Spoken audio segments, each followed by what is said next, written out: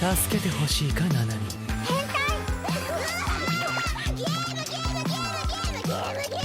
心を燃やせ。限界を超えろ。 Hello and welcome to More Than Headlines, your weekly anime news podcast powered by Audio Technica, made by Australians for global citizens. I'm your extremely humble host, Brenda White, aka the Salt and Pepper Senpai, and joining in the studio, my trusted co-host and rival, the Ryoga to my shampoo, Mrs. Courtney Smith. How the bloody hell are ya? I'm good. How are you? I am doing great. Christmas and the festive season is firmly upon us. For those that do or don't celebrate, or however you choose to or choose not to celebrate, you do you, just as long as you're happy, healthy, and having a good time. But we're recording on Saturday, the 28th of December at approximately 2:57 in the PM AST. But doing good. Merry Christmas. Soon to be Happy New Year. Exciting stuff. Yeah, merry belated Christmas, everybody. We hope that you got all of the waifus that you wanted. And, of course, Happy New Year for, next week? Insane.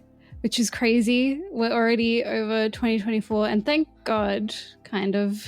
Yeah, it's been a year, like a lot of high highs, a lot of low lows for not only, just ourselves, but I think a lot of people out there in the world. So I think everyone is very excited to say goodbye to 2024. And on that mentioning of hoping that everyone got the waifus that they wanted, the ones that you don't want, just send them my way. I'm a sad, lonely boy. I'll take them all. I got plenty of room in the house, so just send them to Melbourne, and I'll make sure they're well looked after.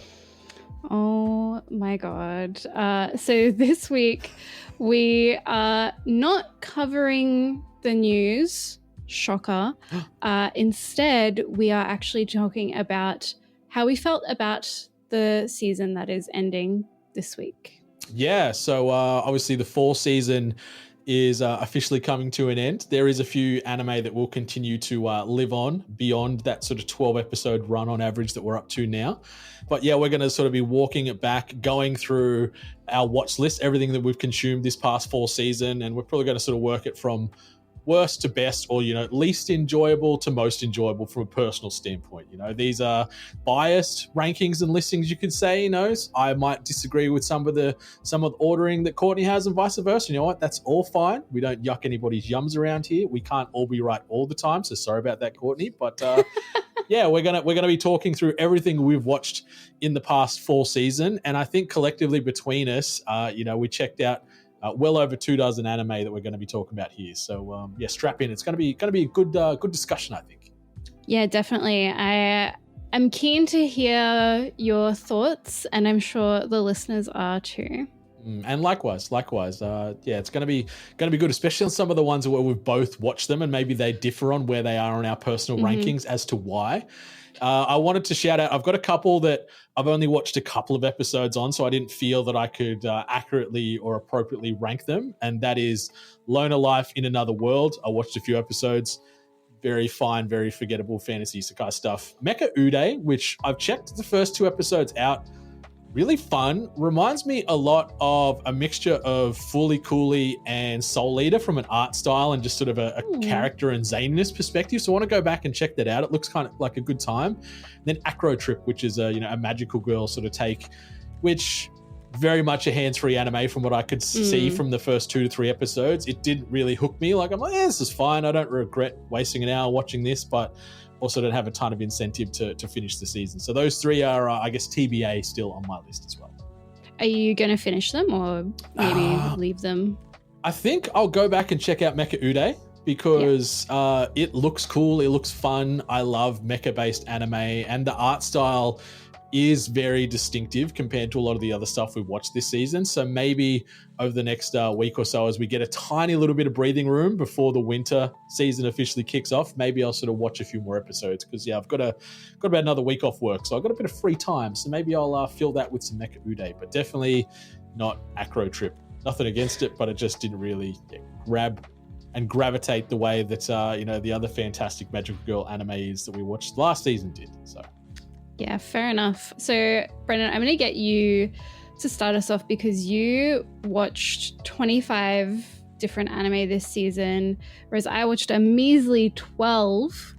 So please tell us, how is your list looking? Yeah, not even the baker's dozen there, Courtney. Like, Poor form, you know what? But you had some things going on. I know you're a busy woman and you've got a lot of stuff that you're juggling at the same time. So that's the only shot that I'll fire.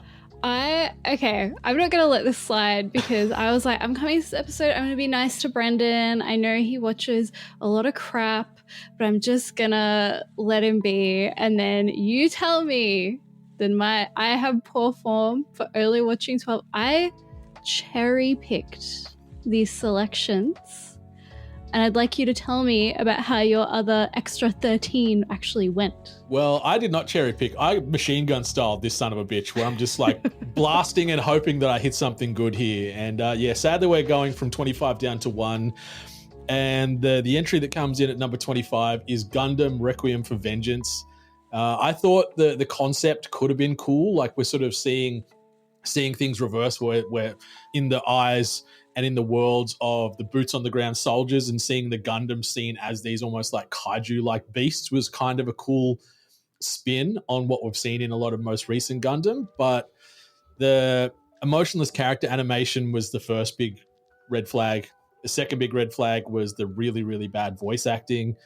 And there was some cool combat set pieces. I'll give it that. There was some really visceral and intense battles between Gundam and various other mecha and stuff. So that was fun. But I think I maybe internally hyped it up more than it ever deserved it to be. And over those sort of 6 episodes, I just didn't care about the world, didn't care about the characters, didn't care about the result. It was just like, I was watching this go on Netflix, please make this end because I'm not enjoying it. And that sucks because I love Gundam, but this just was poo, Courtney, poo. Yeah, I'm just having a look at the My Anime List page right now. The score isn't abysmal. Like, it's not good, but it's a 6.45. I have seen worse. Uzumaki, the Adult Swim one, has a much worse score. So I have seen worse, but definitely not something I think I'll be picking up. Yeah, and I appreciate that you sort of segued that for me nicely because my number 24 is Uzumaki. I think, again, similar train of thought with Requiem for Vengeance. I'm like, what could have been? Especially that first episode was peak Junji Ito. Like, it was so well animated, so well paced, so well done. It had all the right creepy, it had all the right funny and awkward and, all the stuff that makes Ito. And then after that, yeah, I think Warner Brothers did us all pretty dirty, especially Fugaku and Akatsuki, the two studios who were sort of responsible for bringing this content to the screen, because we saw the animation really, really take a dive in episodes 2, 3, 4. And that was due to budget cuts and timeline crunches. And we've seen a lot of people come out that have been working on this on the socials, sort of explaining the situation. And it sucks because I could understand if all 4 episodes were equally as bad. I'll be like, all right, this is just what it is. But going from such a high point to the basement within, 1 episode really, really broke my heart. And I'm thankful it was only 4 episodes. Like, if this was a 12 episode run, I don't think I would have finished it. And I think when it comes to Junji Ito, like, we know that his manga doesn't translate super well to the screen. Personally, I'm a big fan of the other animated series because they're a bit silly, a bit funny, but Uzumaki was my first Junji Ito manga that I ever read, and I really kind of page by page, like, I have it memorized and I love it so much. Like, it's such a great manga. So I'm glad I avoided this one. Yeah, like, if you do want to feel a little nostalgic and reminisce on those manga pages that you read way back when, like, luckily it is only 4 episodes, or maybe just watch the first one and forget there's an episode 2, 3, 4, because episode 1 was great, but beyond that, really quickly. Just read the manga. That too. Yeah. But that ended up, like I said, lower score 5.86 for Uzumaki. Yeah, deservedly so. I think I scored it maybe a 4 on my L rating on that. And I'm usually pretty apologetic when it comes to my scores. And usually, like, if I feel it's like a 7.5, I'll just organically round it to an 8 instead of knock it to a 7. And yeah, Uzumaki copped, I think it was a 4-piece from me. Number 23, Demon Lord 2099 by JC Staff. I thought this could have been a bit of a sleeper, sort of modern day fantasy retelling. I'm horny and thirsty for anything cyberpunk and neon related, and this world is just full of that stuff. So I'm like, okay, aesthetically I'm in. But then it is so quickly undone by a really, really bog average premise where we've got, the Demon Lord awakening centuries later from the big great war that he's had against the hero of the time. And, he wants to reclaim his power and reclaim his demonic throne. And lo and behold, what's he going to do to try and do that is get into the world of streaming. And it's just like, it feels like it's just pandering to the Gen Zers out there. And it was trying to be very, very edgy and woke and meta and whatever. And the jokes weren't landing for me. The animation was still pretty solid. Like JC Staff, great studio, love what they do. But like Veltol as our primary MC had some moments here and there, and it was funny at times watching someone try and navigate the world of streaming and content creation who was been deceased for thousands of years, or dormant for thousands of years. But ultimately he was super mid. Like Makina, his silver-haired offsider, she's certainly the saving grace as far as the main ensemble cast goes. But Demon Lord 2099 was a bit of a poo time for me. Yeah, when I saw this one was airing this season, obviously I avoided it because of the kind of isekai reincarnation / in another world themes. But I did like the idea of that kind of cyberpunk futuristic setting, and to hear that it doesn't quite bring it up to the level it needs to be at, I'm glad that I gave it a miss. Yeah, you certainly don't need to rush out and check this one out. Like there was some enjoyable moments, but it's definitely at the lower end of my rankings here from a personal standpoint. And some of these, they are kind of interchangeable. Like we were talking offline, where I think there's groupings of these anime that I've watched where depending on the day, Demon Lord 2099's 23 on my list of 25, but maybe it could creep up to 19 or 20 depending on the mood or what I was feeling at the time. So this sort of block of 4 or 5 anime are all a 1A through to D type of vibe for me. And the next one, The Most Notorious Talker, I thought this could have been a fine little fantasy jaunt, and it was fine at times, but I just didn't really care too much about this world, didn't really care too much about the characters.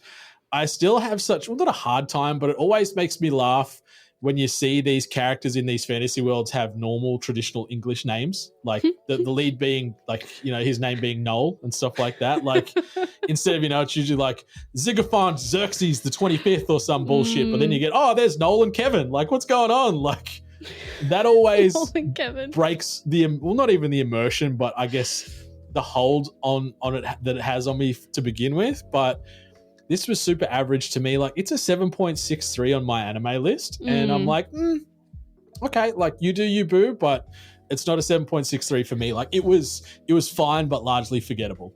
I think a lot of these anime, so same with Demon Lord 2099, a lot of these anime that are kind of based on this like a light novel, and then the fans of the light novel are excited because they enjoyed the light novel because it's, usually it's just young adult fiction, essentially. So they've read it, then they're like, there's an anime coming out and I love this light novel series, and they watch the anime because they already have a lot more of the context from the light novel. They enjoy the anime more, which is why it gets these kind of high scores, because you see it a fair bit.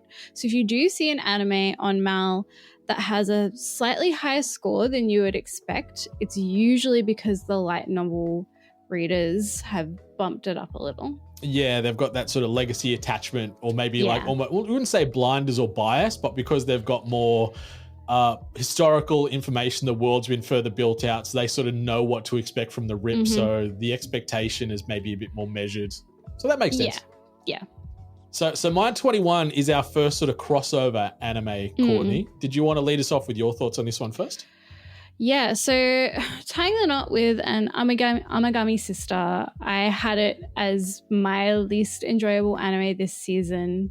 It just had so many tropes, and the comedy wasn't funny.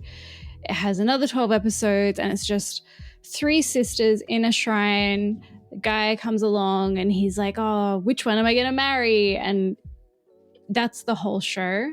And I thought, I didn't expect much from it, and I got what I expected, basically.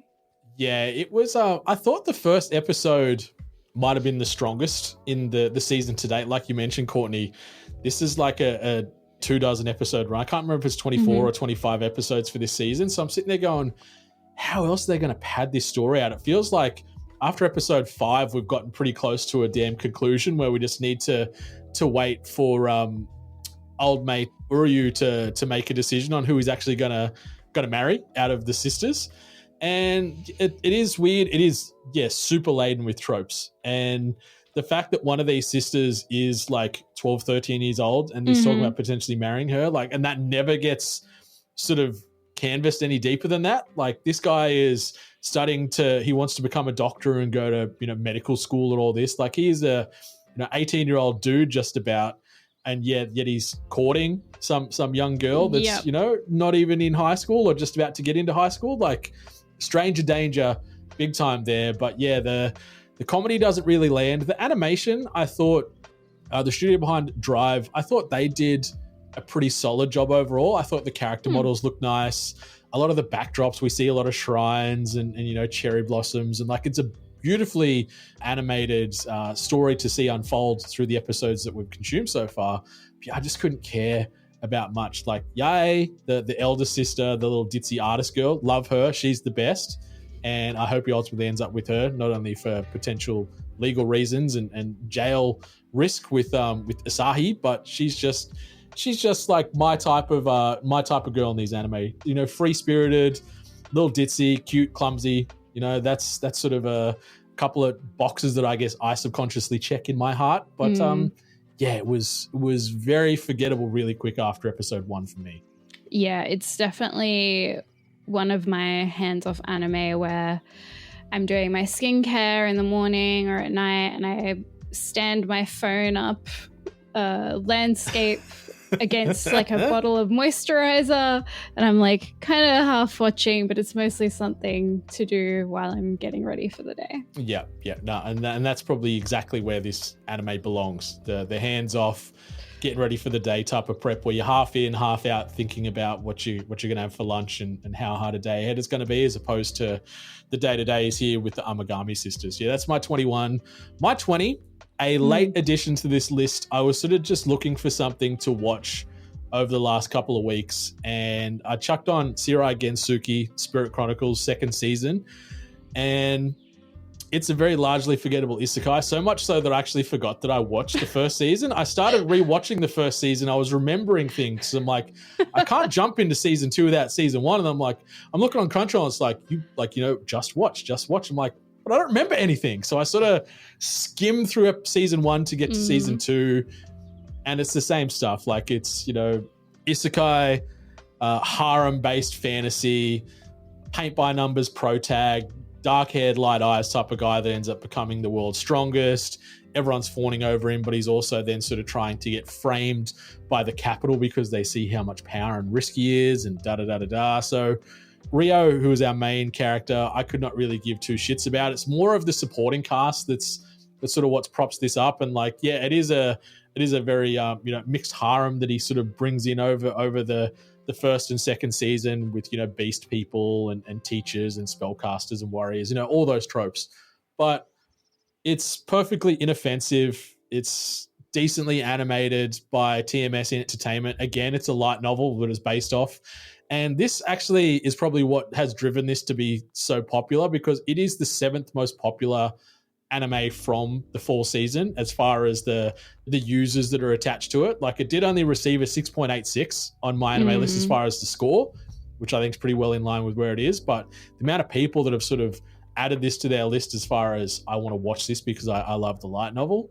But yeah, very paint by numbers fantasy romance stuff where I just didn't really care, but I also didn't really care enough to turn it off. I'm like, this is perfectly fine hands-free anime.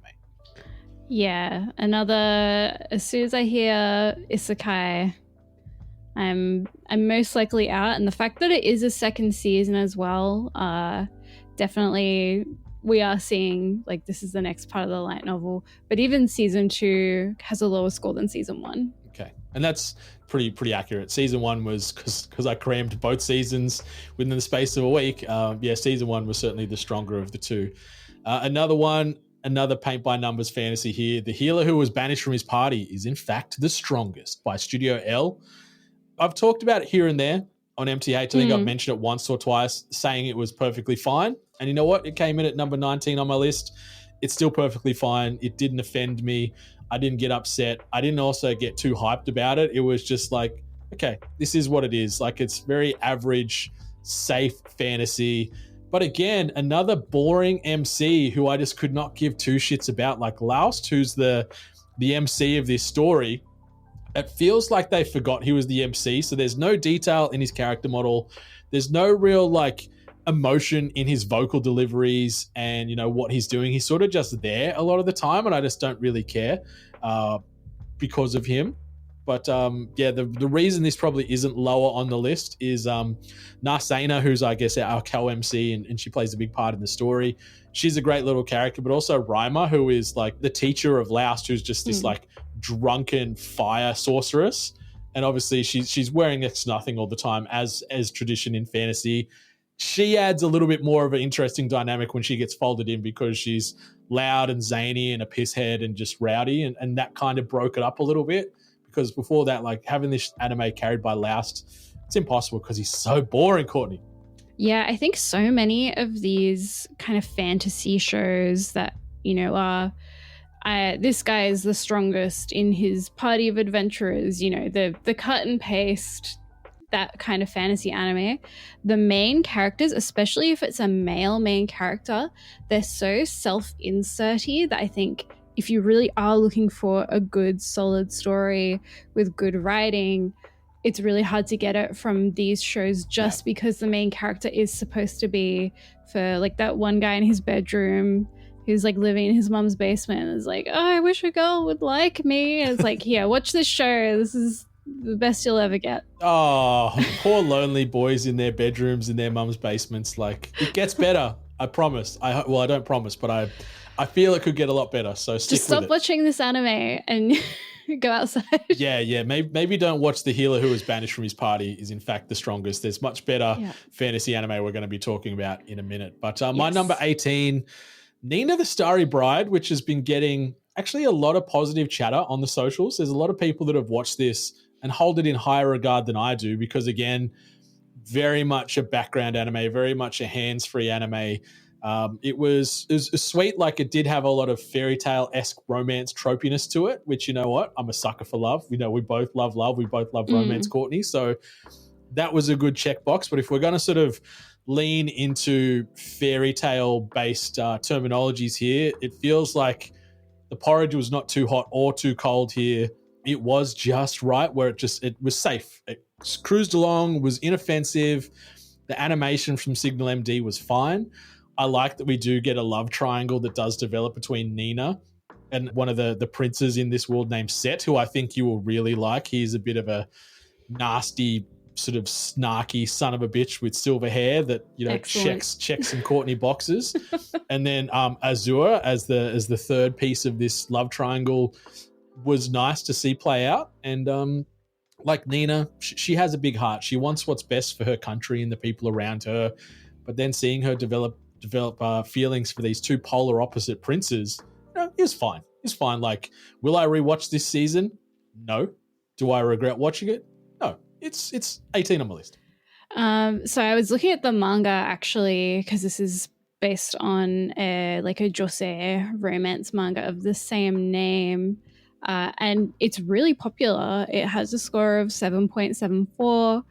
It is an award-winning manga, so I think something that I might pick up and read if I ever was really, really curious, because the characters do look like they're right up my alley. Like, Set looks amazing, so definitely something to put on the plan to read list for sure. Okay. And so our 17, our second crossover from our respective viewing lists. What is it and how are you feeling about it, Courtney? So it is Orb on the Movements of the Earth. This one for me came in at number 8 out of 12. So we've kind of jumped a little for me here. But Orb on the Movements of the Earth is an interesting and informative anime about heliocentrism and religion. However interesting that sounds to you is how much you'll like this anime. Well, it did have standout moments and it is still going. We still have another 12 episodes left of this Netflix anime. I found that the actual studying part of the show was maybe explored for a little bit too long for the scenes that it was explored, and it did become a bit tedious. In saying that, I do like the characters and the arcs that they explore kind of over the course of this discovery of heliocentrism, essentially. So far where we are, I think we've had 3 or 4 and they're kind of interconnected, and you know, the guy that we're currently at, he's been discovered, as they all do, but he is really selfish, so it's playing out a little bit differently. So I'm curious. It is a bit ZZZ, but we'll see. What do you think? Yeah, I'm a few episodes. Obviously, it's ongoing at the moment, so we haven't had a full story told to us thus far. But I'm a few episodes back, so I was unsure if I could accurately put it on the list. But sort of just from a quick heat check and the enjoyment at times, like I do love that it is so distinctive and it stands out a lot from everything else that we've watched this fall season. Like it is a fresh concept, it is a fresh story. And I do like how they are telling us individual stories within the main story with these characters. And it certainly starts really strongly and it really grabbed me from that first episode. And you know, anytime any form of media opens with like a torture scene to begin with, you're like, whoa, what are we in for here?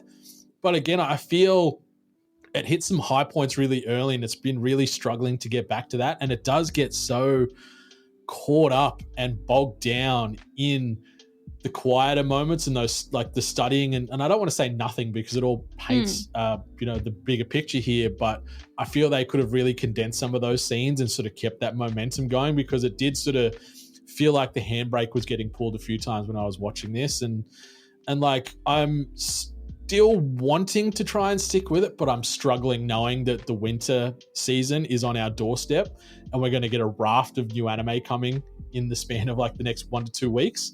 I feel that Orb might end up sort of falling off the back of the bus for me. I am going to keep up with it because I do see something in there. There is like a glimmer of potential that I see in kind of the end, because I'm finding that each arc that we go through, it does ramp up a little as you can see how they progress through to like the modern era, essentially. So I'm hoping that it becomes a bit more relatable as it goes on. It has a little bit. I found the parts that are like, you know, arguments between characters or whatever it is, they are really interesting. So I'm holding on just for that. Okay. Yeah, well, I'll see how you're feeling a few more episodes down the line and whether I need to jump back on board. But for now, if I don't watch any further, I'm perfectly at peace with that. Very fair. Something that I'm at peace with as well as my number 16, Arifureta, season 3 of this, isekai harem trashy goodness. If those sort of series of words do it for you, this anime will certainly do it for you because it checks all of those boxes. The story in the MC, Mr. Hajime, Mr. Silverhead, red-eyed, eye patch, metal arm, whatever. Even though he does have all these things going for him, he still remains largely forgettable. Like I think that's a theme here on this week's episode. Forgettable lead MCs. Like invest more in your primary characters, please and thank you. Give me more reasons to care or feel something towards them, because he's super forgettable and I could not give a rat's ass about Hajime, but his bunch of hotties that he's surrounded by. Especially shout out to Shaya. I know you're a UA girl, if I remember right. Our little blonde-haired vampire girl. I think you're a UA stan, maybe? Yeah, well, I'm looking because I haven't seen this show. And I'm looking every time I open up the season 3 page on my anime list, I'm just greeted with Shaya's like big side boob every time, and I'm like, yeah. And then I look at the main character, and I'm like, he's kind of hot, like. But once again, if he's a self-insert main character, then rip.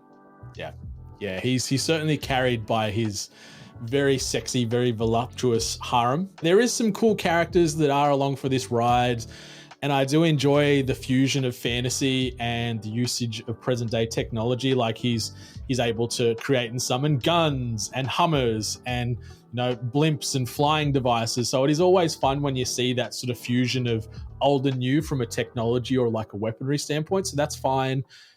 But in the back half of this season, in season 3, the animation really takes a dive. They lean so heavily into digital. Like there's sort of a few episodes playing out where they're in like this forest area trying to fight like these evil flying ants and bugs. And it's so bad because you've got more of that traditional flat animated style character trying to fight these clearly 3D digital elements, and it just looks really, really janky and busted. So that kind of sucks. I did like that we had some politics and seeing the uprising and the end of the oppression for the beast people and stuff like that in the earlier episodes of season 3, but overall it's fine. It might offend some people because it does lean into some fan service, and the harem thing isn't for everybody, but if you're into that, Arifureta ain't gonna piss you off, that's for sure. Yes, but next up we have another crossover. So 365 days to the wedding. You have it as number 15. For me, it was my number 10. So I liked it more than Amagami Sisters, but less than Orb. This show, it's your average adult workplace romance, except the two main characters are forced to come up with a plan to get fake married. So neither of them have to go to Alaska because their company is making them move to Alaska if they're not married. There are loads of plot holes in this anime, and it really just gave me an ulcer. It was good for a hands-off anime that you didn't need to think too much about. There were some sweet scenes, but the plot holes were so glaringly obvious I didn't want a bit of it.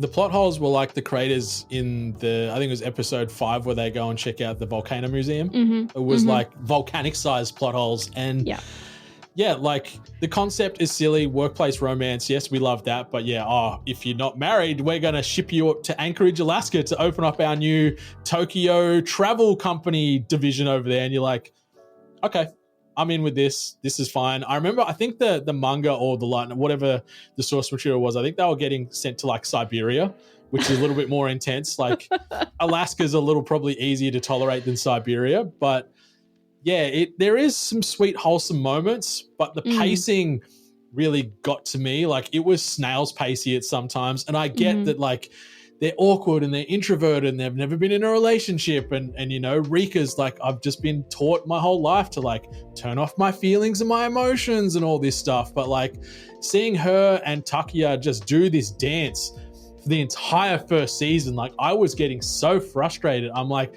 Takuya, step the fuck up, make a choice. She's clearly into you, but also then like Rika, say something too, turn on the emotional faucet and let those emotions flow. Like just make something happen. Instead, we're sort of like pushed through like, I think until we get to like episode 7 or 8 is when he's actually like, you know what? Like, I want you to be my girlfriend. Then Rika freezes up and the episode ends without it even getting any clarity. So you got to wait to another episode. Like it was just very disrespectful of the viewer's time, this one for me. Like the love and the sweet moments didn't override my frustrations. Yeah. And I think to any viewers and listeners, if your workplace ever says that you have to move somewhere, no, you don't. Yeah. Quit. Go somewhere else. Get a different job. Yeah, or like read your contract. Like unless you sign with them and it says, hey, there's a chance that you might have to move to Anchorage one day, maybe don't sign that contract. Or maybe if you're open to that, then ride that sort of roller coaster. But yeah, just quit the job. Like this job is pretty low entry, menial. Like you're working at a flight center, for Christ's sakes. Yeah. Get a job anywhere else. And then the solution to the whole problem, I'm going to spoil this show because it's not worth watching. I'm going to spoil it. I don't care. The solution that they end up with is the boss is like, oh, I actually love traveling and I really want to go to Alaska, so I'm going. And it's like, hello? It fucking pissed me off so much. So much. Oh. Anyway, what have you got next? It felt very disrespectful. Yes. The next one, we've seen these rolled out every season. I'll become a villainess who goes down in history. cheeky little fantasy isekai done by VG Maho Film from the animation side. Alicia Williams, who's our primary main character slash villainess in parentheses, she's a really, really well-written character, really well voiced, whether you want the sub or the dub. They're almost doing like a simul dub drop with this one, which was good. But I didn't really notice any noticeable drop off if I was jumping between, because I do that sometimes where if I'm late to it, I can get the first few episodes on dub, but then when I want to keep watching, then jump into the Japanese and go from there. It was fine. It was really sweet seeing her like sort of do battle with the ultimate heroine known as Liz, who's like allegedly, you know, the sweetest, most wholesome person on planet Earth. Seeing these two as sort of their foils played out really well over this sort of first season run. I thought the animation was pretty solid from VG Maho. I thought it was really cleverly written. And then you get obviously some romance thrown in there as well. And very much like period piece drama Mean Girls vibes, because everyone is just trying to bury Alicia all the time. Everyone's trying to sort of make her sort of get caught out or sort of throw her into situations which can then be misinterpreted like, yeah, she is evil, she is the villainess, where a lot of the time she's just like, no, I just don't take no shit. Like, I'm just not an idiot. This is how you do it. Like, so seeing her constantly sort of outsmart these Mean Girls Goonies all the time was fun. And yeah, it was an easy watch. I didn't get offended. I was intrigued and interested the entire time. And I also wanted to shout out like women with eye patches. Like, that is a look that I did not know that I was here for, because, you know, Alicia halfway through the season, because she's learning magic and you know, working on her abilities, she learns a spell that enables her to give her own eye to someone, like to her grandpa, who she's been so close with and helped raise her the whole time. She gives one of her eyes to him because he's blinded in a tragic incident you find out later in the story. She gives up one of her eyes to him so he can see again, and then she starts rocking an eye patch. I'm like, fuck yeah, bad bitch. Like, you look great. So shout out to Alicia and Himeno. Eye patch girls. Yeah, I was going to say that tracks for you. Like, as I am a huge Himeno stan, and I know you are too, and yeah, as soon as you're like eye patch, I was like, oh yeah, this is Brendan's new thing. Yeah. 100%. Yeah. Big-hearted eye patch girlies, form a line, please. So that was my number 14.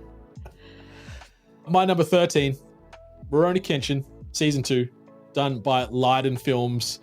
I feel this anime, not only this year, but even when season 1 came out last year, I feel this is a bit of a forgotten title. Like, this is a remake of the original Rurouni Kenshin, and obviously the live action films, I've got to say, some of the best live action anime / manga translation you'll ever see. Really, really well put together. So check them out if you're hankering for some samurai based combat with a sexy red-haired protag that has a blunt sword. But yeah, I feel season 2 is ongoing at the moment. We've still got a few episodes to go. It's a 23 episode run, but I feel season 2, when it's all said and done, could potentially surpass season 1, which I think was really great. Like, the pacing, fantastic again. The voice acting, fantastic. The animation from Leiden Films, beautiful.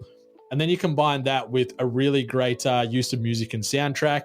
And then you get some awesome, like, who doesn't love sword or hand-to-hand based fight scenes? Like, any of those traditional, more visceral, brutal fight scenes and animations always just sort of check a big old box for me. And yeah, Rurouni Kenshin has that in spades.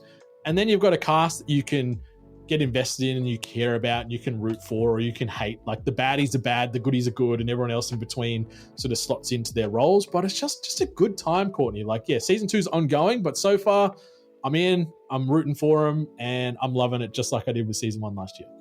Yeah, I definitely need to get on this remake. I wanted to when season 1 originally aired, and I just never got around to it. It is on my list. Do not worry. I'm not, because you'll get there eventually and hope you have a great time. Thank you. My number 12, Negative Positive Angler, done by the studio known as Nut, which was a great talking point when we first talked about this anime several months back now, excuse me. A cozy anime about fishing, friendship, and truly living. Sign me up. I'm in. We need more of this sometimes. Like, Sunahiro, who's our lead, did annoy me from time to time. He was constantly running both metaphorically and physically in life from his troubles. And I know that was an early theme, and then him trying to, I guess, stop and appreciate what's going on, actually deal with said troubles and address them head on, or rod on, I guess if we want a nice fishing-based pun there, was good to see. But he was a likable MC that you end up rooting for. Like, obviously, the story about this is, Sunahiro has been told that he's got terminal cancer. He has a small time frame to live. He's up to his eyeballs in debt. So he's pretty much just on his own, nothing to show for himself, just constantly going into the casinos, racking up more debt, and then running from the debt collectors and the sort of the loan sharks as they chase him. Ends up bumping into these people that are fishing, starts sort of befriending them, and then also then falling in love with the art of fishing. And it's just a nice watch, Courtney. Like the themes in the animation, really, really good. Easy story again, doesn't overstay its welcome. Nice ensemble cast, some really funny moments. And also, I've got to say, like, anytime we see sports or really high intense physical motions animated to a high standard is always a big fist bump for me. And Negative Positive Angler, I think, nailed it when they were sort of trying to showcase and broadcast the sport of fishing. It was so good. I did definitely consider putting this one on my list this season. I like the idea of the adult cast. I like the idea of fishing anime. I find really go above and beyond every single time. And I don't know why it's specifically fishing, but I've never watched a bad fishing anime. Yeah. So maybe something I'll check out a bit later on. But yeah, I'm glad to see it at number 12. Yeah, it's was a, I wouldn't say a pleasant surprise, because I had it on my watch list and on my radar before the season began, but I'm happy that it was as good as it was, because it was just enjoyable, it was cozy, it was comfortable, and it was very heartfelt. My 11, Let This Grieving Soul Retire. One of the surprise packets of the season for me. I thought it would end up in the same bucket as the healer who was banished from his party, the most notorious talker, etc., etc. But this one, I don't know what it was, but this one just really grabbed me more than the rest. Love fantasy. I do love a good bumbling MC, and I think maybe that's what sort of sold it for me. Like seeing Cry, who is the head of the Grieving Souls Guild, which is the strongest guild in the land, and seeing him seen as like this level 8 god tier adventurer, yet he's just constantly bullshitting his way through everything, or just like by happenstance things always turn out well for him. And so there is this unnecessary or unjustified level of hype and intrigue around him by everybody that's there. So that was fun. The broader cast was great. Like Tino Shade, one of my favorite characters of the year. Anytime she called him master, I just turned into a puddle on the couch, because that's also my thing. If she had an eye patch, like, forget about it. I'd be dead. But Tino Shade, she's great. But it was fun to watch. The combat was fine. The animation was inoffensive. Yes, it did have a little bit of fan service here and there, but it didn't go too far down that path. But it was just enjoyable more than anything. Like, should it win any awards? No way. No way, no how. Like, I'm not nominating it for anything, but it was just exactly what I wanted, exactly what I needed. And it was like, like the term like popcorn film, where it's like, it's not the best, it's not the worst, but you had a great time. That's what this was for me. Yeah. And they've announced the second season. Are you going to be watching that? Yes, I am. I will watch Tino Shade paint walls with white paint if she wants to. Like, I'll watch her mow the lawn. I'll watch her do the morning crosswords. Whatever Tino wants to do, I'm going to be there cheering her on. I love this for you, actually. My number 11, so my second least favorite anime this season was You Are Miss Servant. I didn't love it because it was very like random woman with big boobs shows up at teenage boy's house and says she is living there, and there have been so many of those, and this one is another one of those. I will say, the reason that I kept watching despite the awful tropes, and was it for me? Not for you. But the animation and the art style is gorgeous. Yeah. Felix Film, who I like as a studio already, because they did A Hard Insan. So they did a great job on making it have this kind of really drawn look, and it looks almost like grainy in some of the lines, and I really, really like that effect. So this kind of mid anime is a little bit better because it has nice animation and looks good. So that was you said it was your number 13? No, your number 11. Number 11. Yes, yeah. It was my number 7 on the list. I'm a little bit more forgiving, I guess you could say, because they do confirm throughout this season that she is sort of also like a teenage age, like she's not like a 20 or 30 something woman.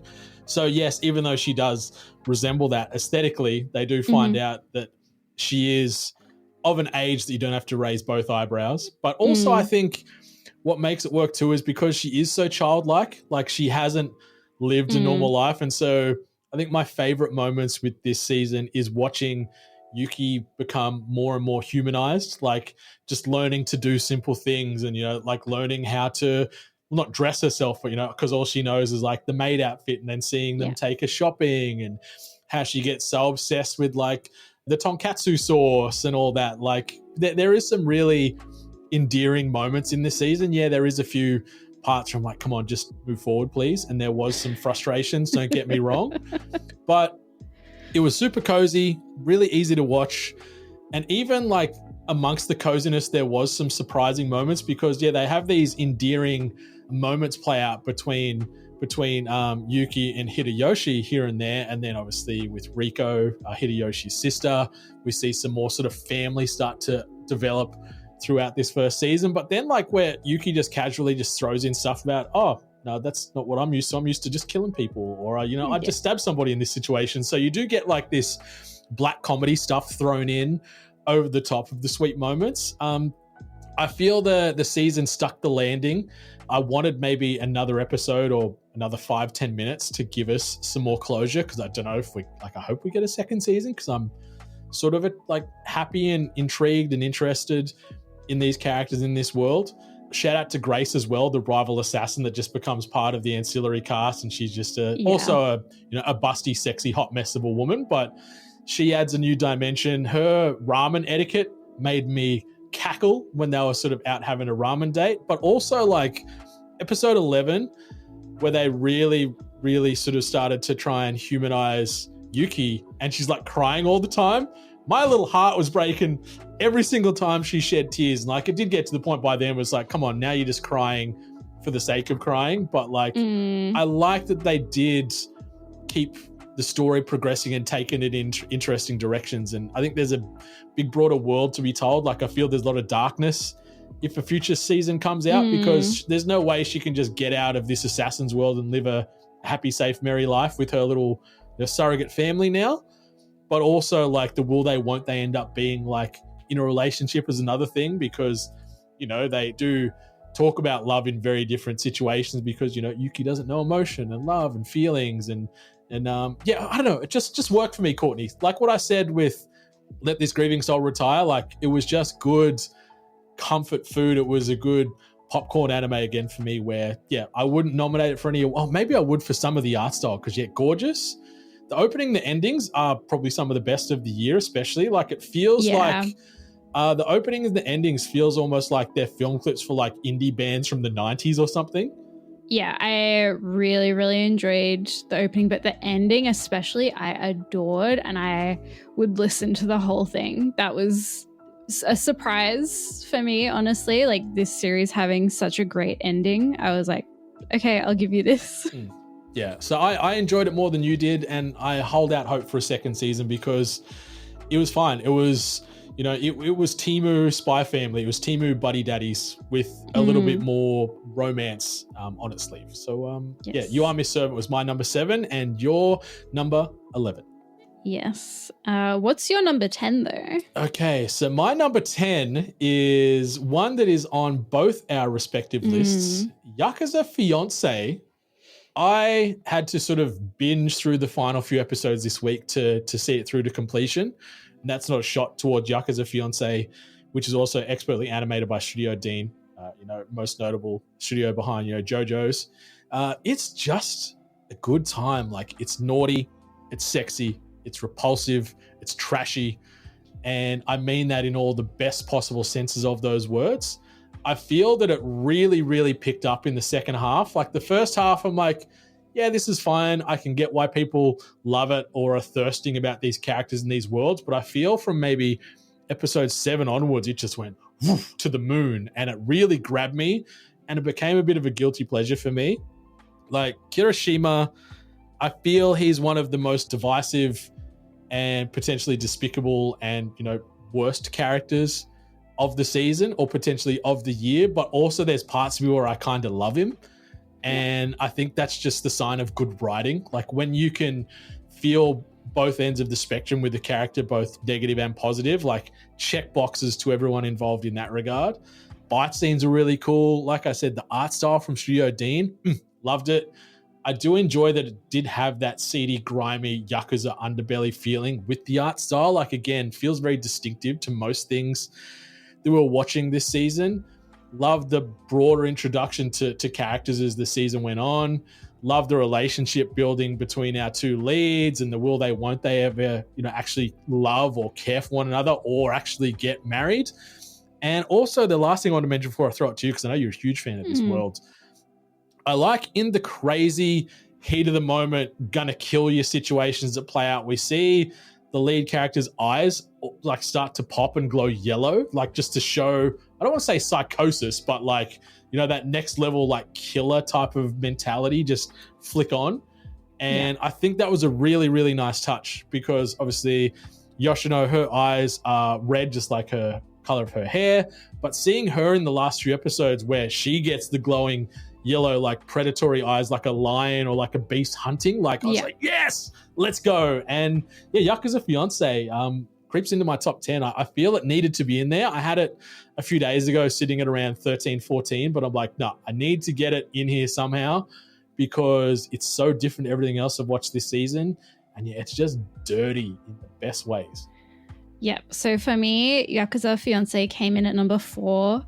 I love this series. It's based on a manga. It's definitely written like one of those series that's like written by women for women because it keeps that art style. So in this kind of like shoujo, like older woman's romance manga, there is a specific art style that they use that really, it's become like the norm for this kind of manga and series, and they've kept that art style, which I really, really love because it's very iconic.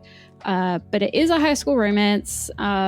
Like you said, Brendan, it's gritty, it's dark, it shows the underbelly of crime syndicates from a perspective that's very different to someone like Kazuma Kiryu, because we have this anti-hero that we love to hate. He's so well written, and I like the way that you brought up the glowing eyes, kind of showing their animal, like primitive instincts coming out where, maybe in the Yakuza and like in these kinds of gangs, having that kind of killer instinct is something that they grow up with. So seeing them, even though they're high schoolers, still being very adult, I think is really good. And I will say though, when it comes to Team Kirishima or Team Shoma for Yoshino, I'm definitely Team Shoma.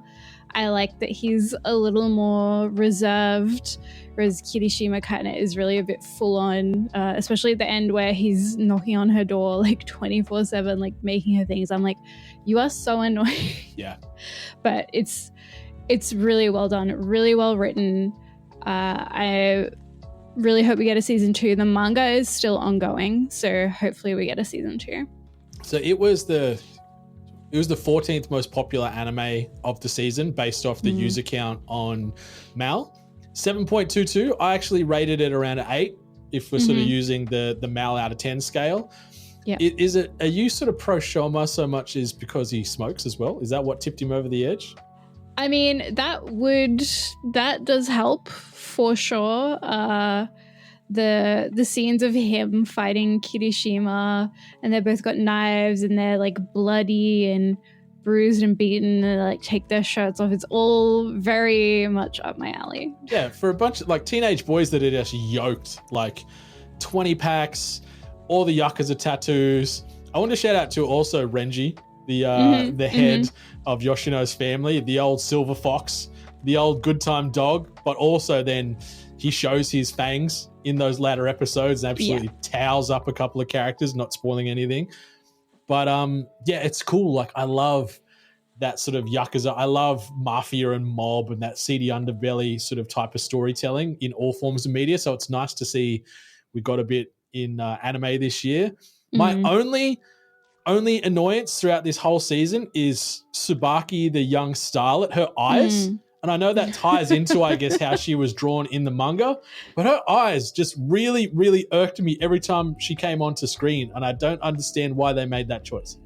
It's definitely that, once again, this art style is really very traditionally manga in the way that they draw characters. So they have those really pointy chins, like really kind of almost short faces that are really like thin. I don't know how to explain it, but yeah, the eyes as well. Like some characters will just have those like really massive, exaggerated, oddly shaped eyes, and it's very much the style. If you go to Japan, there's like a manga kind of collection that comes out every week called like Cherry Love or something, and it's just full of manga like this. Okay. Every single story in those collections has this art style, and it's very, very iconic, but I totally get it with her eyes. Yeah, like I'd understand if maybe more of the characters sort of had that vibe, but because and I guess that made her stand out and be more distinctive in her own way. So I understand that, but that was the only thing. There was a few times where she'd just pop up on screen. I'm like, oh, here we are. Oh, Crazy Eyes McGee's back. Like, breaking my immersion again. Like, bring back the crazy Yakuza boys who are going to fight and smoke and fuck and go from there. But anyway, all right. So my number 9, we'll tackle your number 9 first on your list, because we start to get a bit of crossover here with some of the anime from 9 through to 1. Some we've got a few unique entries on both our ends. So yeah, what's your number 9, Courtney? Ron Kamonohashi's Forbidden Deductions Season 2. I don't know how this happens, but I always end up watching a detective anime every season. And I already watched Season 1 of Kamonohashi Ron a while back, so of course I was going to watch Season 2. I enjoyed Season 1. Season 2 was more of the same. We get a little bit more of Ron's backstory. I feel like these detective anime, for me, they kind of churn them out the same way they do the isekai and fantasy stuff, but somehow it's a little more palatable. Okay, a little more Courtney. In a way. Yeah. So it was fine. If you've seen Season 1, this is fine. Okay. It's not the best anime ever. That's why it's number 9, but it's perfectly serviceable. I keep forgetting that Season 2 came out this run, so I need to make some time to check it out, because I enjoyed Season 1, and knowing that if I was vibing with Season 1, I'm going to vibe with Season 2, it means that I'm in for a good time, and that's all I'm looking for in life, a good time. Yeah, just solve some crimes. Yes. And be a bit weird. Okay, I can do the latter, definitely. The former, I haven't solved many crimes in my day, but I can certainly be a bit weird. But let's move on to my number 9 and your number 7. We're talking about Blue Lock versus Under 20s Japan, or Blue Lock Season 2, if you want to sort of shorthand that sucker. I doctored a few points on the list based wholly and solely off the busted ass animation that happens when they are on the soccer pitch, because it still blows my mind that we can have such gorgeous animation when we're looking at it from just like a character perspective, or sort of a general interaction perspective, some talks and back and forth, or when we are seeing, their abilities awaken and whatnot. Like, it goes from like the best thing you've ever seen in anime from a stylistic perspective to gutter trash. What is happening here? Is this the same show? And so it's a really bad whiplash for me, because it's stunning. And when it is firing on all cylinders, I feel it is some of the best and most hyped sports anime that I've ever seen, ever. Like, I feel the high points of this rivals things in Haikyuu, and rivals things in Ayashi, and rivals things in, in the basketball anime, even rivals things in Keijo. Shout out to those fantastic girls doing their thing in the water sports scene. But Yeah, I really enjoyed the arc so far. We've got one episode to go, so the season finale is going to be dropping by the time this episode comes out. Introduction to several of these new larger-than-life characters, I feel, was great. There were so many characters where you're loving them and hating them or obsessing about them. But I also feel that, again, all this does is make our MC Isagi become this background character so often. Like, he is painted as the central piece of this Blue Lock world, but yet all these other characters I care more about, I want to know more about. Even Nagi, who's, you know, pretty monotone and chill, I care more about him and characters of that ilk as opposed to Isagi. Like, I want to see him succeed, and I know he is that driving force amongst these two teams that are doing battle, but I just don't care about him. And combine that with this janky animation, I'm thinking I'm going to probably just jump in and power through the manga from here as well, because I reckon I'm probably going to get a bit more of a hyped experience from that. Yeah, so I had Blue Lock as number 7 on my list. The animation was definitely subpar, but despite that, I still really enjoyed seeing the battle between the Blue Lock team and the Under-20s Japan team. The characters I love. These characters are written for fan fiction, and there is absolutely nothing wrong with that, but that is absolutely what they are. Shout out to Shido Ryusei, who is just the horniest 18-year-old I've ever seen in anime. A few little orgasm references as he's scoring goals and kicking balls around. You're just like, okay, we're going there. Yeah, like I honestly do like these characters, and I think the fact that they are written the way they are, and even the animation being subpar, I think kind of leans into that. It leans into fans being able to make content for a series and a franchise that they really love. I know whenever I see something Blue Lock, I'm just excited because I'm like, oh, I hope I get to see my favorite characters. You know, I hope I get to see Baro, Kunigami. You get some Baro in episode 12. He comes out and that shirt comes off. It sure does. And then he gets a yellow card. Yeah.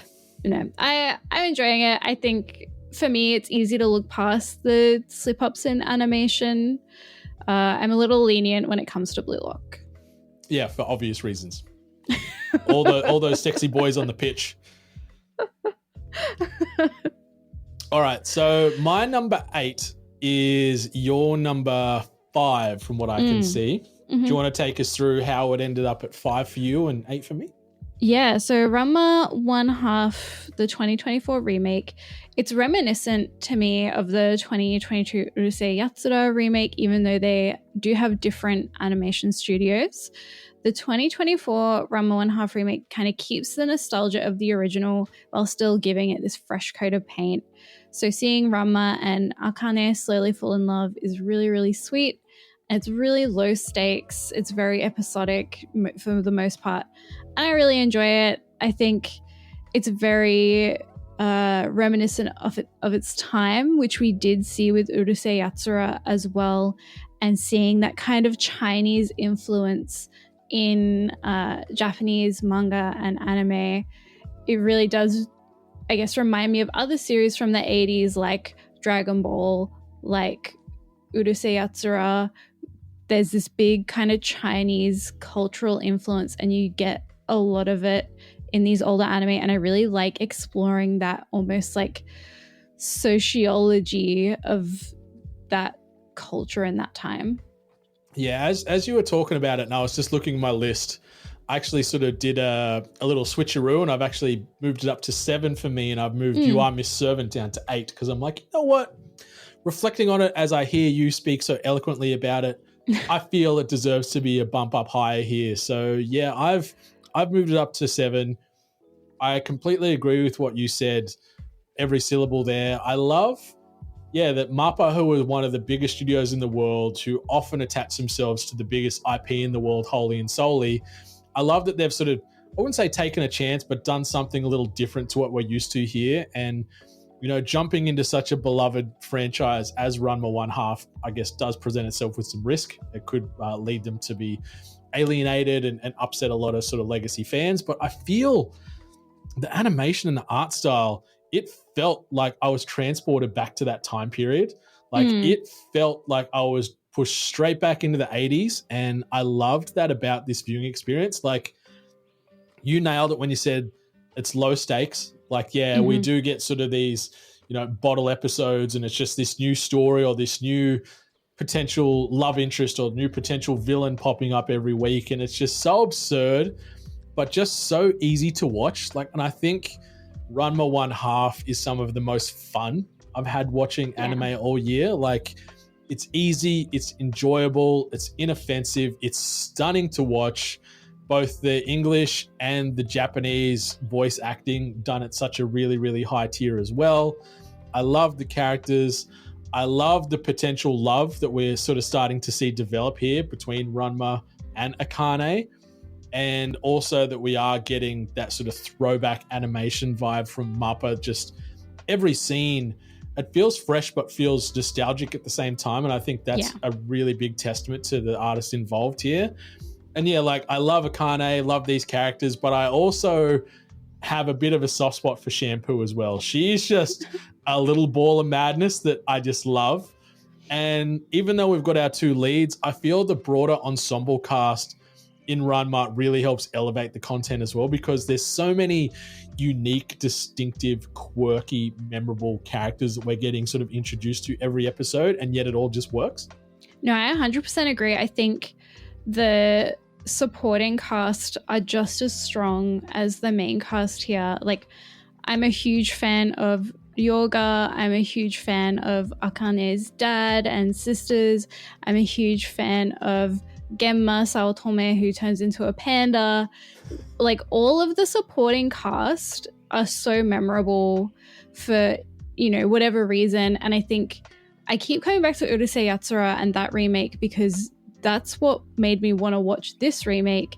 And, they come from the same mangaka, they come from the same time period, and you can really see they both have these really solid and strong premises with really well thought out characters and well written plot lines. So good job, Ranma. Yeah, great job, Ranma. Great job, Mappa.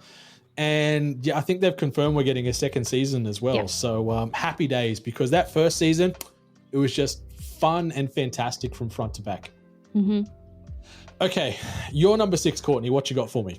My number 6 is After School Hanako-kun Part 2. And it was this one I had trouble placing because I know a lot of Hanako-kun fans were not happy with this.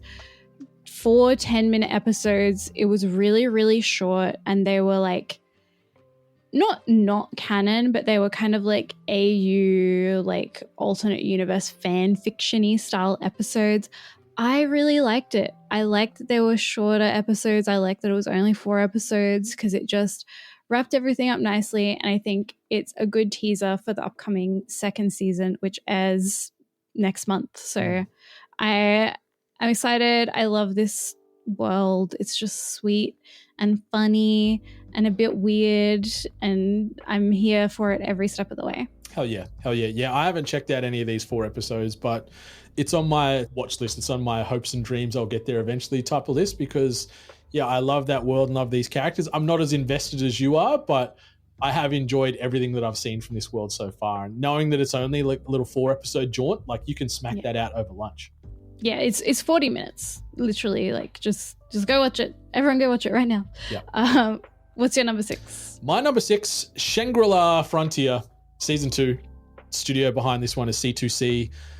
I feel that this is still the best fusion of video games and anime out there. Like, we do see a lot of video game usage in anime or using it as a plot device, whether it be something like Sword Art Online, which was probably one of probably still the biggest anime to sort of lean into that level of video game immersion. But Shangri-La Frontier just does it in a way that's easy, that's also accessible. Like, I like, especially like, so I'm talking season 2 here primarily, but if we're going to jump back to season 1, when they are introducing this world and the video game concepts, we do have like little bubbles and narration points coming up that are explaining what these terms mean and what these little acronyms are. And so it doesn't leave you sort of stuck holding the bag going, huh?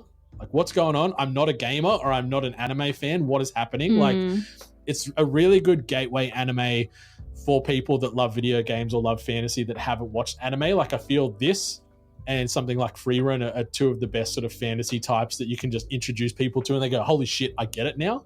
And season 2, we're only at the midpoint. This is another one that's running into the 20 plus episode runs for season 2. Season 1 was the same, which I love.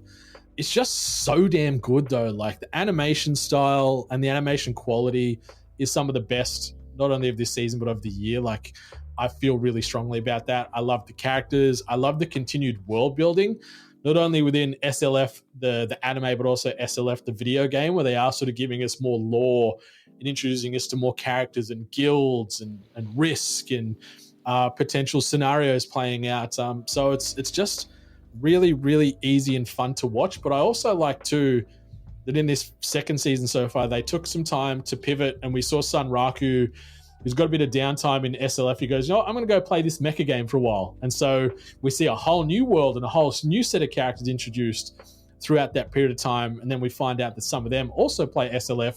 So we'll see them folded into this second season as well soon. So the ensemble cast continues to grow. The world continues to be more fleshed out. The animation in the combat scenes and the fight scenes, holy shit, is it gorgeous. And it is so fun. And if you're a gamer, you're going to love it even more because you've played so many games just like this that it just feels familiar immediately and something that you can sort of understand and appreciate and embrace. And I also like we're getting this super duper mega slow burn where there's this potential development because Ray, who's one of our lead characters who also plays SLF, who is in love with Sunraku, is just trying to build up enough self-confidence to sort of play with him in the game, to try and build a friendship and a relationship in the game, to then try and build a relationship in the real world. So we've got some little bits of love sprinkled in there amongst all this, and it's just a melting pot of all the stuff that I love, Courtney, and it's so good. I say this every time this show is brought up. I will watch it. I promise. It is on my list. I will get there. Don't ask me when. I'm trying. Yeah, I hope you do, like, because it is genuinely great, and I feel you'll probably really enjoy this. Like, being a gamer yourself and being a gamer that plays video games with fantasy elements in it, I feel there is some immediate understanding of the world. The fact there's a bit of love, there's some coolness, there's some fun. It just checks all my boxes, and it's the 10th most popular anime on Mal for the season, and it's currently scoring an 8.14 on Mal, so it's scoring really well, and deservedly so.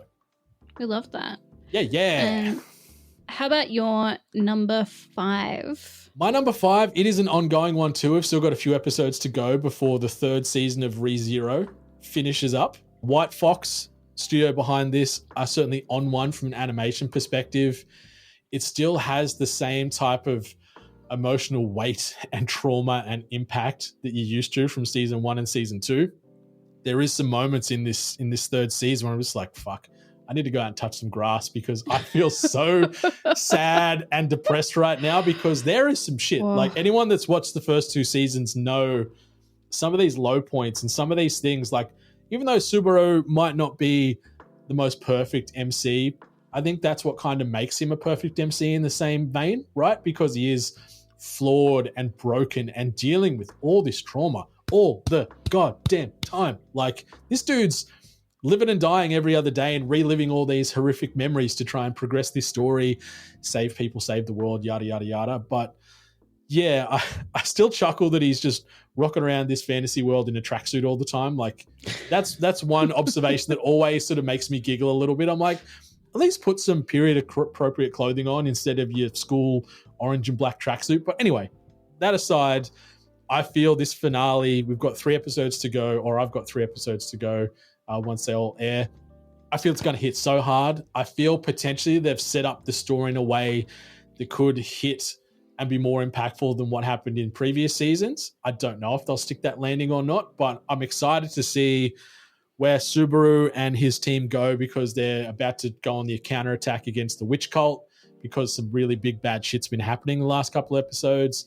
And, you know, the most recent episode I caught, he does a pretty damn good MC type of motivational speech to his crew to get them ready and hyped for, you know, the end of season 3. And it also appropriately sort of readied me up and hyped me up for what's to come because it's great, it's heavy, it's emotional, it's sweet. Like, again, it's just such a mishmash of genres, but it somehow works really well, and it's one of the best isekai that's ever been made still, in my opinion. I don't know why I didn't watch season 2. Like, I watched season 1 and I loved it, and then season 2 came out and I don't know, I was living under a rock, and now we have season 3 ending and I'm like, damn it, I have to catch up. Someone help get me out under this rock. Yes, help me.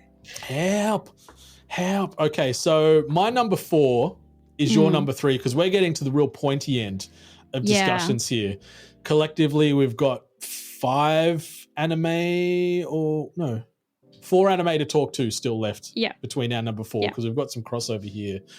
So my number 4, your number 3, you have been a card-carrying member for this anime from the rip. You are the one that helped sort of push me to give it a go, and I'm so happy you did, because, like I said, it ended up at 4th on my list. But what is your number 3, my number 4?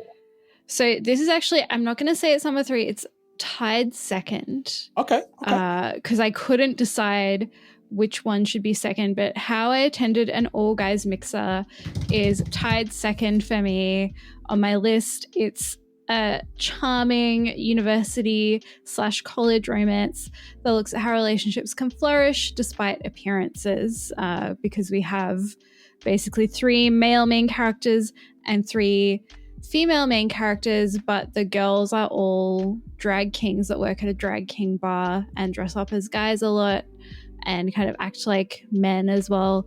And I just love in this series how each couple gets their own small arc and they each have their own dynamics, and no moment is the same. Like, we're seeing these 3 pairings put together in these different situations, and for every single pairing, the outcome is different.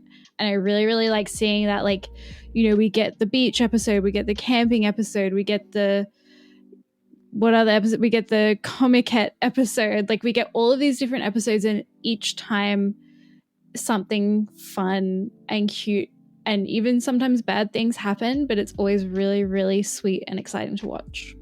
Yeah, I love this right from the get-go. I think I messaged you after I watched the first 2 episodes. I'm just like, I'm in. I'm so sorry for not listening to you earlier.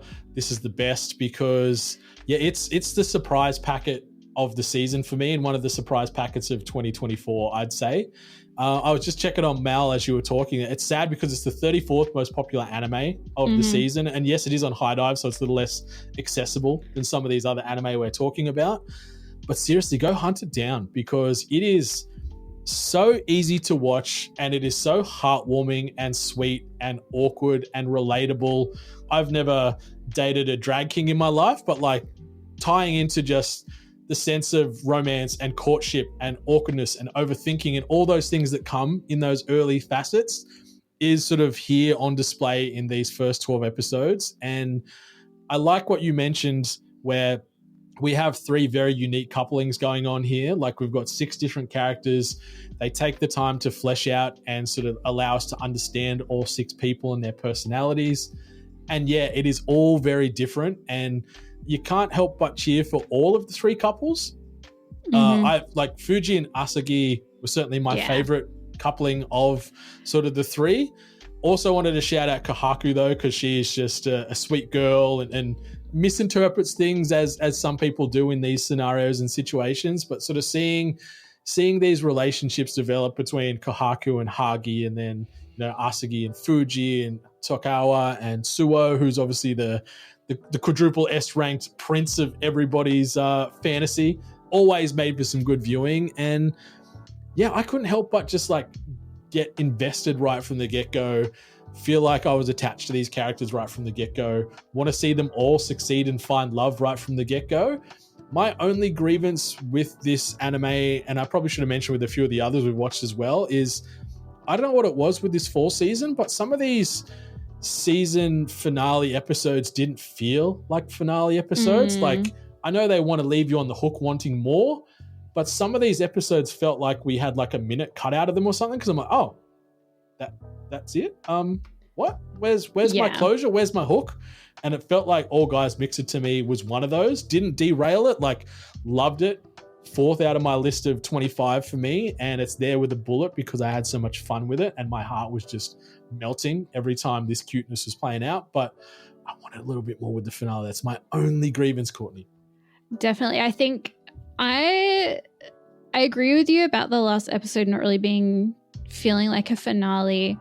And I would like more. I would love a second season because I love this show. But in saying that, I do like the way that Suo and Tokiwa's relationship ended up being, because I think, and this is maybe like reading into it a little bit too much, but I think Suo really loves that kind of chase and is like, nah, if we started dating, like it's, you know, the chase is over. And I think Suo really enjoys that. And I enjoy watching it. I enjoy watching Suo kind of like, you know. She's like a cat with a little toy. Yeah, right. And like, but Tokiwa is so clueless, which also makes it funnier. So I'm enjoying this really, like, not even will they, won't they, but like Suo kind of like holding him at arm's length. And they're like, aren't you going to do anything? She's like, nah, I'm having fun. I'm like, hell yeah. But Clueless, man, Hagi takes the cake for Clueless. That truly. boy, there was times when I want to just like jump through my television and slap that boy because he was carrying on. There was a few times where I'm like, please just move past this. I'm getting frustrated right now. I can see the characters around you are getting frustrated. And I know it was all part of the plot. Mm-hmm. But yeah, come on, man. Like just take that leap, Hagi. Take the leap. Look after Kahaku. She's the best. Yeah, you're not cheating on her if you like her as a man and a woman. It's fine. Yeah, but it was great. It's one of the little surprise hits of the year for me. I can't speak this anime's praises enough. It is well worth checking out on High Dive, and depending in the region you are listening to this from, it may or may not be on Netflix as well. Not on Netflix here in AU, but in some of the regions around the world. You could check it out on there. But yeah, How I Attended an All Guys Mixer. So good. So good. Love. Okay, so my number 3, it is not on your watch list. You keep talking about wanting to watch this franchise as well, but we are now 5 seasons deep. We've got a couple episodes to run of season 5 of Is It Wrong to Try and Pick Up Girls in a Dungeon, aka Danmachi. Still one of my favorite fantasy franchises by a good margin. Like, I'd probably chuck this with, say, Freerun and Dungeon Meshi as probably my favorite 3 fantasy anime that are ongoing or just like, you know, have a pride of place for me, I think, in my heart, these 3. And yeah, JC stuff, again, phenomenal animation, really cool combat, different premise for this 5th season where we're seeing, you know, Belle getting sort of under the sort of the thumb of Lady Freya, one of the other familiars, and she's taken a pretty big fixation and borderline obsession with Belle, where she just wants him as his own. So she uses some of her abilities to pretty much brainwash everybody in town to all think that he was never part of the, you know, Lady Hestia familiar, and instead was always with that. So he's sort of dealing with this, like, I have these memories, but no one else believes it. So he's starting to get a bit of paranoia developing throughout this season. We also see some really cute situations, like in the first few episodes, he goes on his first ever date with Lady Sia, who is a gorgeous little character that also I would fight and die for. I'm not going to say how any of that plays out because I don't want to ruin anything, because there's some big sort of twists and developments in this situation. But we're now getting to a point where we're having sort of familiar warfare play out at the back end of this 5th season. And it's fun. Yes, the title sounds like it's just going to be a pervy smut fest, but it is anything but. Like, yes, some of the girls are pretty scantily clad and buxom in stature, but like it doesn't ever really lean into the fan service. There is not sort of any reliance on ecchi or anything like that. It is just good storytelling in a fantasy world with cool characters and cool combats and a cool plot, and I love it. So your number 3 for me in my fall list, Is It Wrong to Try and Pick Up Girls in a Dungeon, season 5. And let's talk about your number 2 and my also equal tied number 2, Blue Box. This one and All Guys Mixer was so close for me. I really, really struggled to kind of pick one over the other. So tied in second. It's a high school romance that combines a rom-com drama plot with competitive school sports themes for a nicely packaged series full of heart and I have nothing bad to say about this show. Neither do I. Like, I am fully up to date on the manga. I am fully up to date on the anime. We've got the second core airing in about a week's time. So we're going to see the next run of 12 episodes to finish this first season throughout January and beyond, which I'm very excited for. But yeah, Koji Miura is the mangaka behind this, and I love everything this woman does. Like, I love the art style. I love the storytelling. I love the way she writes characters, both male and female. I love the way she can translate this realness to panel, and now we're seeing that realness translate to screen. Like, it is, yes, a high school rom-com, but there is some relatability here. There is some life lessons to be sort of taken away from this. And I love also, we're talking about Blue Lock earlier, where we do see the sports scenes play out. We've got the badminton, we've got the basketball, and then we've got the gymnastics. It is all so stunningly animated by Telecom. Holy shit. Like, it is some of the best looking anime of the season, bar none. 3-point shot, slam dunk. Is it called an ace in badminton? I don't know. Any other sports tropes? Like, this is that. Like, it is so gorgeous. I love the characters. I love that they're taking time to not only give us the backstories and flesh out Taiki and Chi as far as our two MCs go, but we're starting to get more exposure to broader characters. And even though Taiki and Chi are great, and I love and I'm rooting for them, Hina is my MVP of Blue Box. She is sweet and cheeky and funny, and she's got a big old heart, and she's got so much love to give. And excuse me, I'm not going to spoil anything because obviously we've got 177 chapters of the manga currently out there. Random tangent. I love that Blue Box and Dandadan are both at chapter 177 and are both usually weekly drops. So we're seeing two of my favorite sort of pieces of media come out at the same time and have that same sort of pacing. So I think that's really cool. But yeah, Blue Box, one of my favorite anime of 2024, and it just makes this little heart explode again. And I can't help but like root for people from a sports and competitive nature, but also from a love and romance nature. And it's just easy watching with real heart, real stories. And I just believe everything that's on the screen. I love it. It's so grounded, down to earth. I really, really want to see more Cure. I want to see what his story is, because I feel like we know so much about the other three. I'm like, no, give me like the quiet little boy with glasses in the back. Like, what's his deal? Like I need to know, and I have some theories, but I'll wait and be patient. Yeah, we in this second season we're going to get introduced to Ayame. We'll get more Kyo. We'll get more Kengo. We're going to see Karen we saw Karen get some exposure in the most recent episode, which is Kengo's partner. And we also get some Shota as well, who's obviously one of the badminton prodigy mothers out there that sort of always get into nationals. So yeah, I feel in this second core we're going to get a lot more expansion on the character, then also a lot more expansion on the existing characters we already know. So it's so good. I love it so much. It makes me, I've cried so much reading this and I've cried so much watching this, but 99% of those tears have been like happy, overwhelmed, like emotional tears. And it's just the best. It's very sweet. But number one for both of us, and I don't think it's a surprise to anyone, is dun dun dun dun dun dun dun dun dun dun dun. It's my anime of the season, potentially the year, probably.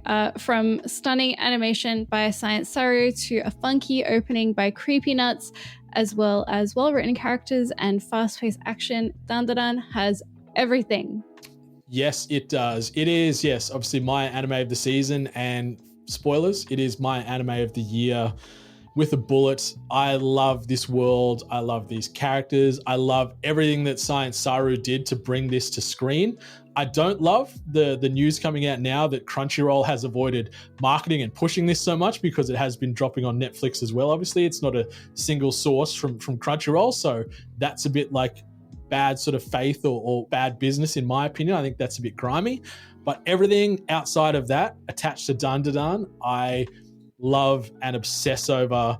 This first season was perfection. It had some of the most memorable moments, not only from like what is happening on the screen, to also my heart is in a million pieces. Like episode 7 is probably my favorite episode of anime I watched all year, bar none. It was so special and so emotional and so gorgeous and artistic, and insert other well descriptive words here to sort of further add to that sort of discussion. But so good, Courtney, and knowing we've got season 2 coming out just in time for my birthday in July. Thanks again, Science Sarah, and everyone involved in making that happen. Knowing what's to come and the characters to come has me so excited. Like, we've seen and got some airtime now with 4 of our mains. We've got obviously Momo, Ken, Ira, Gigi, and then Turbo Granny, and then Seiko as well, as I guess you want to expand it out to 6. But knowing the other characters we meet into this next season, I'm so excited for it, and I'm so hyped because there is some holy shit moments coming, and you all got no idea. And I think I just love just the expert storytelling with Dun Da Dun, where it can just tonal shift on a dime without it feeling like it's breaking the immersion, breaking the level of care and the attention that I'm giving it. Like, it can go from a dick joke to heartbreak to horror to sort of thriller to unsettling back to comedy again, all in the span of 5 minutes. But it's just so well done, and it's some of the best anime I've ever watched, and I love everything about it. The thing that I love about Dun Da Dun, and the thing that really solidifies it as a great story for me, is the fact that it is more anime than a lot of anime recently, in that it's very unpredictable and it does the most ridiculous things, but in a way that isn't like kind of breaking your connection with the show, with the characters. Like, seeing Mantis Shrimp, when we found out his blood was milk, and the cat, like, that's why the cows get abducted, and just moments like that it's so absurd. It should be like, oh my god, what the hell? But like, all the characters are like, yeah, and they like take it in their stride. And I think very rarely now do we get anime that has so much kind of like shock value and absurdity, but still being serious. Yeah, I agree. It feels like everyone involved, it's like you see those people balancing or juggling plates on sticks. It feels like they've got all those up in the air, but no plate is ever going to come down and break, because, yeah, it's jumping from action to romance to comedy to supernatural to everything else in between. And yet the characters are fully invested, we're fully invested, and we're just so along for this ride. Like, I feel also the internet is along for this ride, because all everybody seems to talk about from this season is Dun Da Dun, and rightfully so. But I love that it's getting the exposure that it deserves. I love that it's blowing up the way it has. I love this story. I love these characters. I love that you're about to experience the English dub for the first time as well, because like I've said in the last couple of episodes, MTH, I feel the English dub's stronger, because from obviously native English speaking person, some of the jokes and some of the context and the tone resonate more with me in that situation instead of reading the subtrack. And yeah, hearing Momo call somebody a chode is never going to get old. And wait till next season. Wait till some of the panels I'm thinking of that are going to get translated to screen. Like, I'm trying to not have my heart just blow up like a volcano right now, because it is so good, and some of the characters are so great, and some of the things that happen in this second season, like season 1 had some high points, don't get me wrong, but season 2 I feel ascends past that again with some of the crap that goes down, because nothing is off limits with this anime, and yet it works all the time, and I'm here for it. Yeah, it's so expertly crafted that I can't fault it. I think, if anyone kind of came to me now and said, Courtney, what anime would you recommend for someone that's, new to anime, but is, like 18, 19, 20 and wants to get into it, I would say Dun Da Dun, every single time, because it just is so quintessentially this medium in every way. Yeah, I'm with you. And like the manga, like Yuki Tatsu, who's the man behind this, who initially cut his teeth doing Chainsaw Man, like I feel he's taken everything he's learned from working within that IP and just dialed it up and elevated to a new sort of foundation altogether. And It's so good. My God. Like, think about what happened in like chapter 177 or 178 that I've been reading recently. I'm like, oh boy, let's go. But I don't want to spoil anything because the journey is worth taking, whether you want to read it, whether you want to watch it. It is some of the best content you'll ever consume, and I stand by that. And we stand by you. Thank you, Courtney. So that's our number one. Unanimous. Yeah, which is not a common occurrence, I feel, but Dun brings people together in mysterious ways. Exactly. Sexy grannies and the theft of male genitalia can bring anyone together, I guess. So shout out to all our fellow Dun fans. But Segoy Squad, what was your number one anime of the fall season? Hit us up on the socials should you choose. You can find Courtney at Courtney_San. You can find me at More Than Senpai. You can find us as a unit at the Sakura SOC on the socials. So keep your eyes and ears peeled on the socials for those three handles. But also you can interact with us on the daily on our Discord. So maybe we'll chuck a little thing out once we finish recording here and start to get a bit of a temperature check on, what was everyone else's number one of the season? I'd love to know if we hit the mark, we missed the mark, where were we as far as our respective lists here? If there's any glaring absences from our list that we haven't watched that people are going to be raving about. Because, the good thing with anime is it is endless, it is eternal, and there is so much content coming out that sometimes things slip through the net. Yes, we would love to hear your thoughts, your feelings, your opinions. We're always hanging out in the Discord. We love the discussion. I'm usually in there screenshotting whatever anime I'm currently watching, going, look at this hot guy, and being made fun of. Yeah, but there's also, I'm noticing there's a bit of a big sweater niche army starting to develop with people that are embracing that hot guy fandom as well. So I think you're onto something there, Courtney. Yes, excellent. Good, as they should. Yes, indeed. And something else that they should do, and you listeners and viewers should do, head on over to sakurasociety.co/vote to get your votes in for the 2024 Hennies, our entirely community-driven and community-decided anime awards. Favorite characters, your heroes, your villains, romance, openings, endings, etc., etc. It is all there. It'll take you around a minute to click through and have your voices heard.